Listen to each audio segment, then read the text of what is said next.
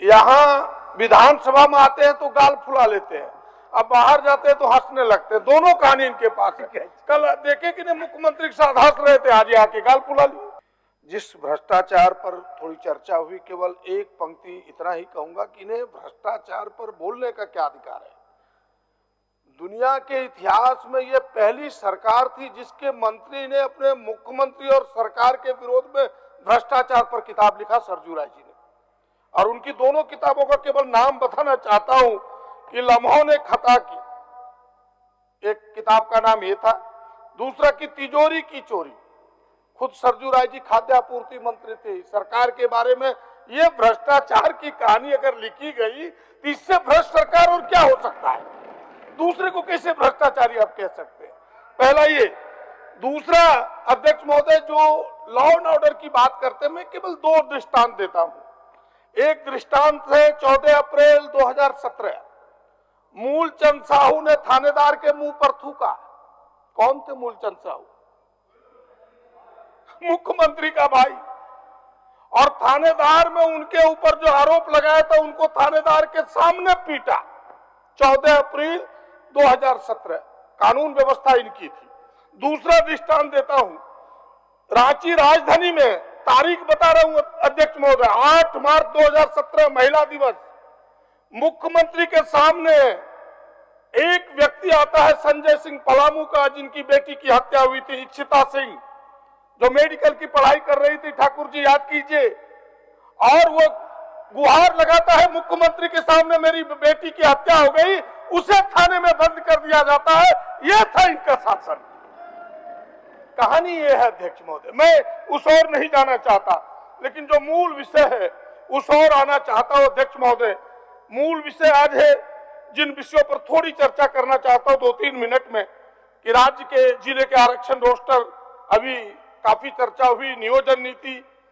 तो अध्यक्ष महोदय, यह जो पिछड़ों का आरक्षण है, हमें लगता है कि ये कहानी आज से नहीं, जब से राज्य बना है तब से ये कहानी प्रारंभ हुई है अध्यक्ष महोदय। और पहला नोटिफिकेशन आपने देखा होगा कि पहला जो नोटिफिकेशन है वो 2003 में ही, 2002 में ही हुआ अध्यक्ष महोदय। उस नोटिफिकेशन की भी कॉपी मेरे पास है अध्यक्ष महोदय, ये है उस नोटिफिकेशन की कॉपी। उस समय भी इन जिलों में आरक्षण शून्य था, और उस नोटिफिकेशन का नंबर है अध्यक्ष महोदय आपके 6704 10/12/2003। ये है नोटिफिकेशन। उस समय किसके शासन थे? भारतीय जनता पार्टी का शासन था। आपने शून्य किया इन जिलों के आरक्षण, ओबीसी के आरक्षण को। किसने शून्य किया? कहानी यहां से प्रारंभ होती है। और अध्यक्ष महोदय, सरकार को यह बताना चाहिए, सच तो यही है कि सरकार चाह करके भी अब आरक्षण नहीं दे पाएगी उन जिलों को। अभी जो आरक्षण के रोस्टर आए हैं सामने अध्यक्ष महोदय, जो महत्वपूर्ण जिले हैं, जिन जिलों में शून्य हुआ है, दुमका, जो हम सब जहां से सफरर है, लातेहार, लोहरदगा, गुमला, सिमडेगा, पश्चिम सिंहभूम, और कुछ सबसे आश्चर्य तो अध्यक्ष महोदय कि पश्चिम सिंहभूम में शून्य है और पूर्वी सिंहभूम में ओबीसी को 18% है। क्या मजबूरी है? सरकार को स्पष्ट करना चाहिए। अध्यक्ष महोदय, मुझे पता है कि सरकार 50% से अधिक आरक्षण कर नहीं सकता, यह केंद्र सरकार ही कर सकता है, राज्य केंद्र सरकार ही से कर सकती है। सच में इस लड़ाई को मिलकर लड़ना होगा, किसी पर आक्षेप लगाने से नहीं होगा। अध्यक्ष महोदय, हम सब तमिलनाडु का उदाहरण देते, केवल 1 मिनट में उस बात को विराम दूंगा। तमिलनाडु की लड़ाई, पहली लड़ाई एम करुणानिधि ने मोर देन 50% किया 1971 में, और वो लड़ाई उसी दिन से प्रारंभ हुई अध्यक्ष महोदय।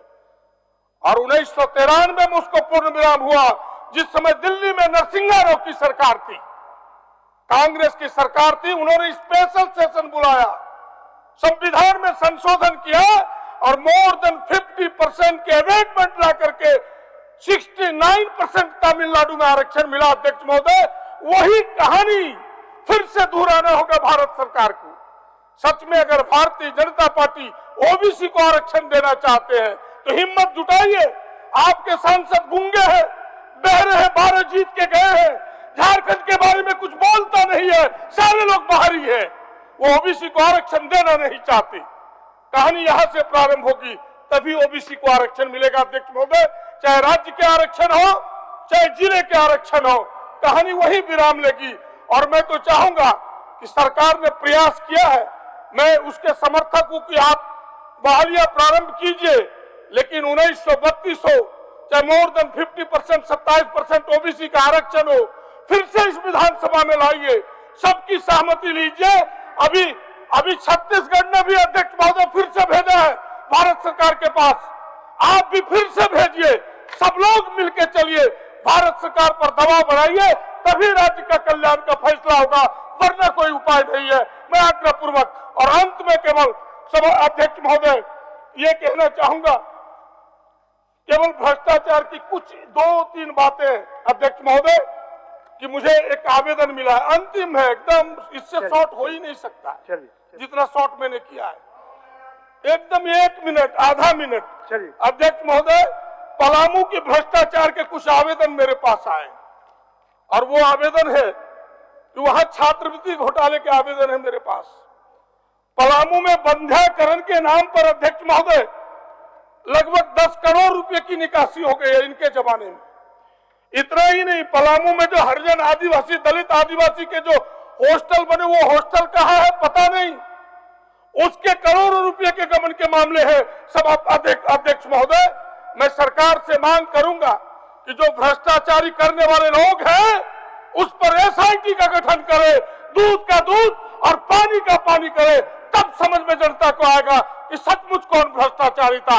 इन्हीं चंद बातों के साथ फिर से उस बात को दोहराऊंगा कि सच में अगर नियोजन नीति 1932 के आधारित करना चाहते हैं हम सब, क्योंकि अभी तो बहालियों को रोका नहीं जा सकता है, वो प्रारंभ हो, लेकिन ओबीसी के आरक्षण 50% से अधिक पर फिर से विधानसभा को एक होना चाहिए, भारत सरकार पर दबाव बनाना चाहिए, तभी राज्य हित में फैसला होगा। इन्हीं चंद सुझावों के साथ धन्यवाद।